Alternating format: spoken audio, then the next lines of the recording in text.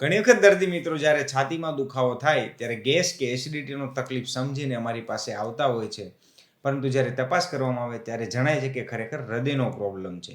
તો આવો જાણીએ મિત્રો કે દુખાવાના લક્ષણો પરથી કઈ રીતે નક્કી કરી શકાય છે કે કઈ તકલીફ ગેસ કે એસિડિટીની હોવાની શક્યતા વધારે છે અને કઈ તકલીફ હૃદયની કે ખરેખર કોઈ ગંભીર બીમારી હોવાની શક્યતા વધારે છે.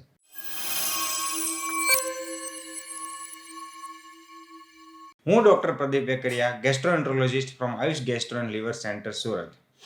આવો જાણીએ મિત્રો, આ બંને તકલીફ હૃદયની તકલીફ છે કે ગેસ અને એસિડિટીની તકલીફ છે, આ બંનેને કઈ રીતે અલગ કરી શકાય, કારણ કે આ બંને વસ્તુને તકલીફ કરવી ખૂબ જ જરૂરી છે. એક કન્ડિશન છે મેડિકલ ઇમરજન્સી છે અને તેમની ઝડપથી સારવાર કરવી ખૂબ જ અત્યંત છે. માટે જ આ બંને કન્ડિશન વચ્ચે તફાવત કરવો ખૂબ જ જરૂરી છે. તો બંને કન્ડિશનો વચ્ચે તફાવત કરવા માટે એટલે કે કાર્ડિયક પેઇન છે કે નોન કાર્ડિયક પેઇન, હૃદયની તકલીફ છે કે બીજી કોઈ તકલીફ છે જેમ કે ગેસ અને એસિડિટીની તકલીફ છે, તે જાણવા માટે 3 થી 4 પોઈન્ટ છે. સૌથી પહેલો પોઈન્ટ છે કે દુખાવાની જગ્યા. દુખાવાની જગ્યા એટલે કે લોકેશન. બંનેમાં લોકેશન રિટ્રોસ્ટર્નલ પેઇન હોય છે, એટલે કે છાતીના જે હાડકા છે એની પાછળના ભાગમાં દુખાવો થતો હોય છે. પરંતુ જો આ દુખાવો ડાબા સાઈડના ખભા પર અથવા તો હાથ પર પ્રસરે અથવા તો મોઢાના નીચેના ભાગ સુધી કે કમર સુધી જો આ દુખાવો પ્રસરતો હોય તો શક્યતા વધારે છે કે આ કાર્ડિયક પેઇન છે, એટલે કે હૃદયની તકલીફ હોવાની શક્યતા વધારે છે. અને જો આ દુખાવો છાતીના પાછળના ભાગમાં જ રહેતો હોય અથવા તો પેટના ઉપરના ભાગમાં એટલે કે દૂટીના ઉપરના ભાગ સુધી આવતો હોય તો શક્યતા વધારે છે કે આ ગેસ કે એસિડિટીની તકલીફ છે. પોઈન્ટ નંબર 2, એ કેવા પ્રકારનો દુખાવો છે તેના ઉપરથી બંને પેઇનને ડિફરન્શિએટ કરી શકાય છે. જો હૃદયની તકલીફ હોય તો છાતી ઉપર ભારે વજન લાગવું, જાણે કે છાતી પર કોઈ ભાર મૂકી દીધો હોય, પથ્થર મૂકી દીધો હોય તેવું લાગતું હોય છે. અથવા તો સ્ટેબિંગ પેઇન લાગતો હોય છે કે છાતી ઉપર કોઈ વસ્તુ, કોઈ ચપ્પુ કે કોઈ વસ્તુ ભરાવતા હોય તેવો પેઇન થતો હોય છે. અને આ સાથે સાથે દર્દીને ગભરામણની એવી વસ્તુ થતી હોય છે. અને ઘણી વખત આ દર્દીઓને વોમિટિંગ પણ થતી હોય છે સાથે સાથે. પણ જો દર્દીઓને ગેસ કે એસિડિટીની તકલીફ હોય છે તો તેમનો દુખાવો બળતરા ટાઈપનો હોય છે અને ઘણી વખત એમની સાથે સાથે પેટના ઉપરના ભાગમાં પેટ ભંભોળ લાગવું, પેટ ટાઈટ થઈ જવું અથવા થોડું ખાવાથી પેટ ભરાઈ જવું કે વધારે પડતા હોડકાર આવવા, આ લક્ષણો જોવા મળતા હોય છે.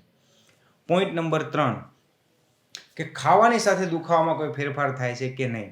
જો ખાવાની સાથે દુખાવામાં ફેરફાર થતો હોય, ખાધા પછી દુખાવો વધી જતો હોય, બળતરા વધી જતી હોય અથવા તો હોડકારો વધી જતા હોય તો તે ગેસ અને એસિડિટીની તકલીફ વધારે જણાય છે. જ્યારે કાર્ડિયક પેઇન એટલે કે હૃદયની તકલીફ હોય તો તે ખાવા સાથે તેમાં યુઝ્યુઅલી કોઈ ફેરફાર થતો હોતો નથી.